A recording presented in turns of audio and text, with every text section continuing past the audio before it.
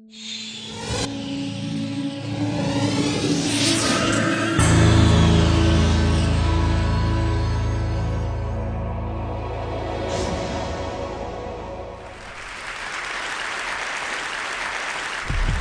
told you three things last year. I told you that the statistics of the world is not being made properly available. Because of that, we still have the old mindset of developing in industrialized countries, which is wrong. And that animated graphics can make a difference.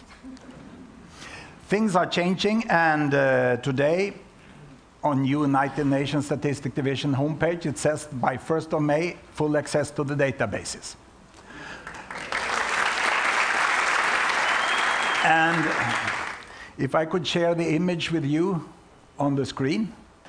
So three things had happened, you know. UN opened their statistic databases, you know, and we have a new version of the software up working as a beta on the net. So you don't have to download it any longer. And let me just repeat what you saw last year. The bubbles are the countries. Here you have the fertility rate, the number of children per woman, and there you have the length of life in years. This is 1950. Those were the industrialized countries. Those were developing countries. At that time, there was a we and them. There was a huge difference in the world. But then it changed, and it went on quite well, and this is what happens.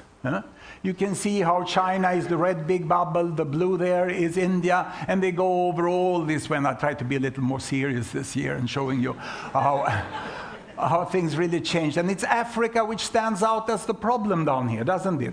Large families still, and the HIV epidemic brought down the countries like this. This is more or less on what we saw last year, and this is how it will go on into the future.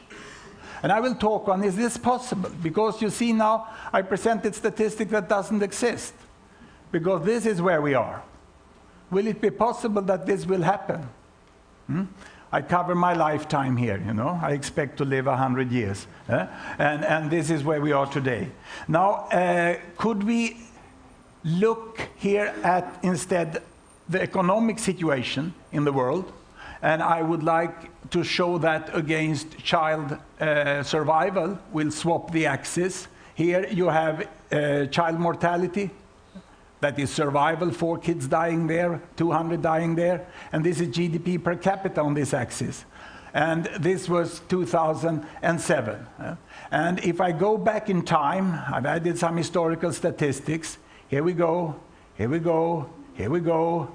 Not so much statistics 100 years ago. Some countries still had statistics. We are looking down in the archive, and where we are down into 1820, there is only Austria and Sweden that can produce numbers.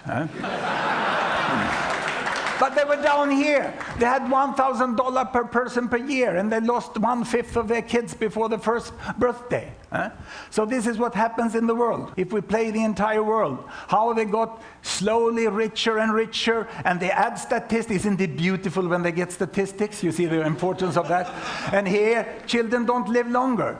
The last century, 1870, was bad for the kids in Europe because most of the statistics is Europe. It was only by the turn of the century that more than 90% of the children survived the first year. This is India coming up with the first data from India, and this is the United States moving away here, earning more money, and we will soon see China coming up in the very far end corner here, and it moves up with Mao Zedong, getting health, not getting so rich. There he died, then Deng Xiaoping brings money, it moves this way over here, and the bubbles keeps moving up there, and this is what the world looks like today.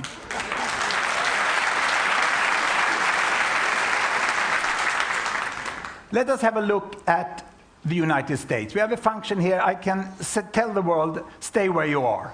And I take the United States. We still want to see the background. I put them up like this, and now we go backwards.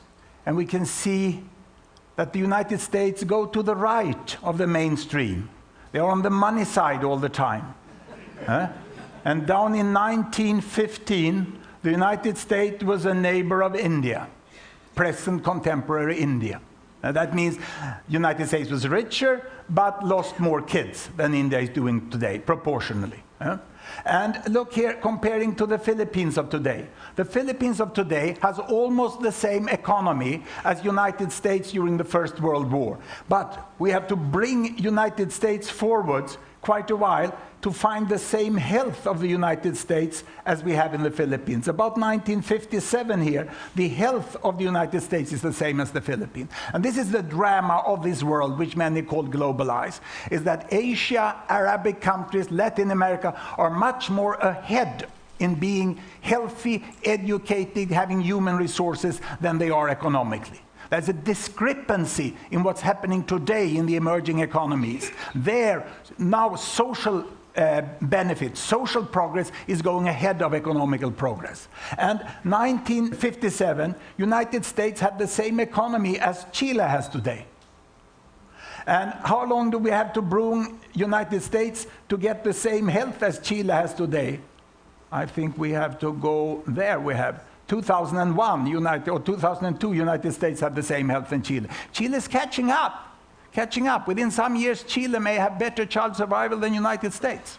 This is really a change that you have this lag of more or less 30, 40 years difference on how the health. And behind the health is the educational level, and there's a lot of infrastructure things and general human resources are there. Now, we can take away this, and I would like to show you the rate of speed, the rate of change, how fast they've gone. And we go back to 1920. And I want to look at Japan. And I want to look at Sweden and the United States. And I'm going to stage a race here between this sort of yellowish Ford here and the red Toyota down there and the brownish Volvo. And here we go. The Toyota has a very bad start down here, you can see. And United States Ford is going off-road then, and the Volvo is doing quite fine. This is the war. The Toyota got off track, and now Toyota is coming on the healthier side of Sweden. Can you see that? And they are taking over Sweden then, and are now healthier than Sweden. That's about where I sold the Volvo and bought the Toyota. And now we can see that the rate of change was enormous in Japan. They really catched up. And this change is gradual. We have to look over generations to understand it. And let me show you my own sort of family history. We've made these graphs here, and this is the same thing, money down there and health, and this is my family. This is Sweden, 1830, when my great-great-grandma was born. Sweden was like Sierra Leone today. And this is when great-grandma was born, 1863. And Sweden was like Mozambique. And this is when my grandma was born, 1891. She took care of me as a child. So I'm not talking about statistics now. Now it's oral history in my family. And that's when I believe statistics, when it's grandma-verified statistics, I think it's the best way of verifying historical statistics. Sweden was like Ghana. It's interesting to see the enormous diversity within sub-Saharan Africa.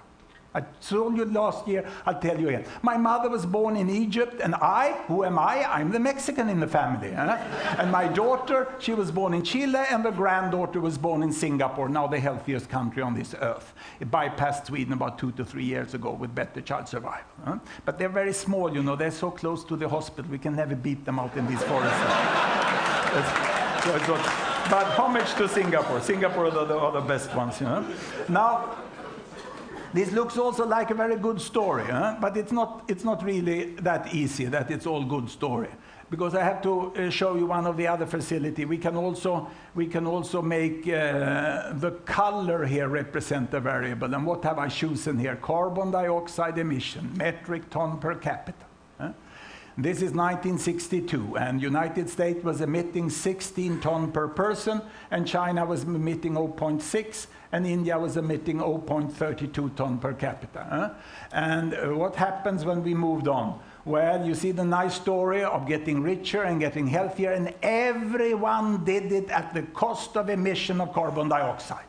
There is no one who has done it so far. And we don't have all the updated data any longer, because this is really hot data today. And there we are, 2001. And in the discussion I attended with global leaders, you know, many say now, no, the problem is that the emerging economy, they are getting out too much carbon dioxide. The Minister of the Environment of India said, well, you are the one who caused the problem.